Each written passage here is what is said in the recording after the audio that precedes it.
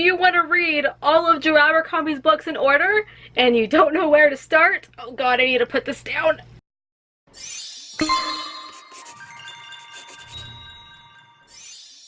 One of the most common questions that I get is how to read all of Joe Abercrombie's books in order, or at least the order that I would recommend them in.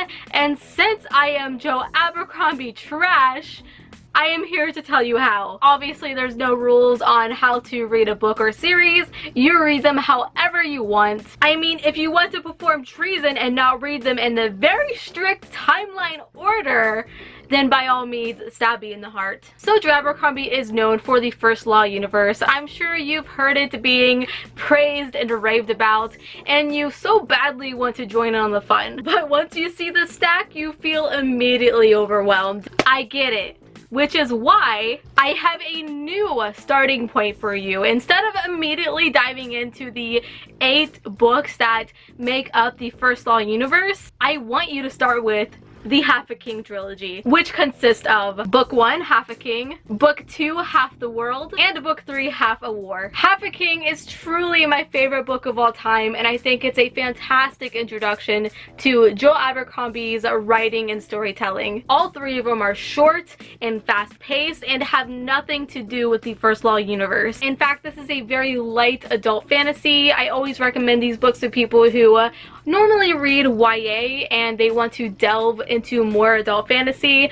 I always tell them to start here. And look at you, you're going to be reading from one of the greatest grimdark authors ever. I am so proud. All 3 books are following a linear storyline, but each of them add their own flair and also characters to follow. For instance, in Book 1, you're following a young prince named Yarvi who was born with a crippled hand, and being in this world that is so warrior focused, this disability has really limited him and has led to him being treated with disdain his whole life. When his father and brother are unexpectedly killed in an enemy ambush, Yarvi has no choice but to take the throne. But he barely has any time at all to even mourn when he is suddenly betrayed and left for dead. This is very quick-paced, emotional, and so full of twists and turns. And then you'll move on to Book 2, obviously, Half the World, who instead of following Yarvi, you have a new main character named Thorn. She is this strong, badass woman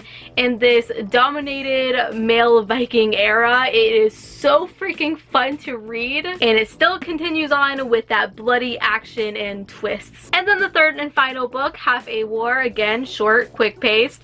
You're following another new character, Princess Skara, and we are immediately thrown into action in this book as she watches her homeland being ravaged and laid to waste, and she poses as a slave to get away and travel to Getland, which is this area here, which, by the way, look at that freaking map. I think this book has 3 maps, actually. Yeah, we have this map here, and oh, that's it. But we do have these end papers. I mean, look how cool that is. This book, though, will seriously always stay in my memory as the book with the biggest plot twist I have ever seen in my freaking life. It is jaw-dropping. I could not believe it. I didn't see it from a mile away, and that's a theme with Joe Abercrombie, is he always gets me, and this series got me. And I hope it gets you when you read it. So once you're finished with the Shattered Sea trilogy, this is where I want you to go next. The First Law universe. Yes, it's big. There's even a well-written, frequently updated fandom wiki about it. It encompasses a thick trilogy, 3 standalones which should be read in strict order, and also a novella. So you're going to begin with the trilogy, obviously, which consists of The Blade itself, Book 1, Before They Are Hanged, Book 2, and Last Argument of Kings, Book 3. This is one heck of an adventure. In fact, I would compare the depth of this series to Game of Thrones, but please don't let that scare you. The world that Joe Abercrombie has created is told in such a vivid detail about different cultures and nations warring against each other. But then behind the scenes, there's kind of this darker menace that is growing in strength and looking for world domination. I would definitely consider this first book to be a big prologue, which sounds like a bad thing, but trust me, it isn't. It really introduces you to all the characters and their backstories and where they plan to go and what they plan on doing, plus all of the rich history of all the nations that you'll be visiting. It is breathtaking. I will never understand why this entire universe hasn't been made into like a movie or TV adaptation. I mean, HBO, come on, you need to step up your game. I need to see my favorite character, Logan Ninefingers, as a physical human. So you complete this entire trilogy.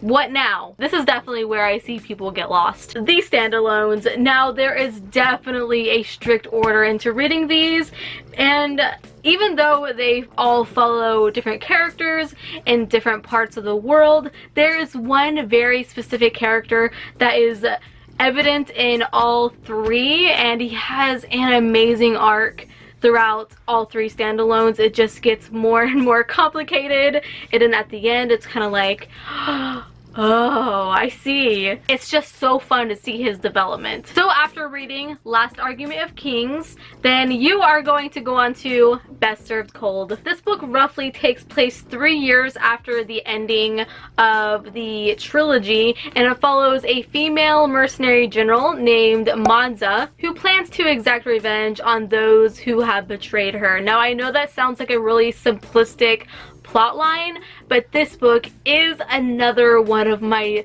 absolute favorites. I love this one so freaking much. In fact, 2 of the standalones I enjoyed better than the original trilogy. Yet again, this one freaking blew my mind. I was tricked. I did not see the twist coming. It was another jaw-dropping moment. Joe Abercrombie just can't stop doing that to me. So after finishing this, you go on to The Heroes. This book takes place 7 years after the trilogy, and it tells the story of the war between the Union and the North, which are 2 nations that you see kind of butting heads throughout the entire series, and in this book we finally see them go to war. This is actually my least favorite Joe Abercrombie book, but that doesn't mean that it's bad whatsoever. It's still an engaging read, but for me personally, I didn't find it to be very progressive for the storyline. I mean, the whole message that comes with this book is that war is pointless, but that doesn't give you permission to skip over it. I actually feel like I'm in the minority here, so this might be your favorite. After finishing that book, you'll want to go on to Red Country. This one takes place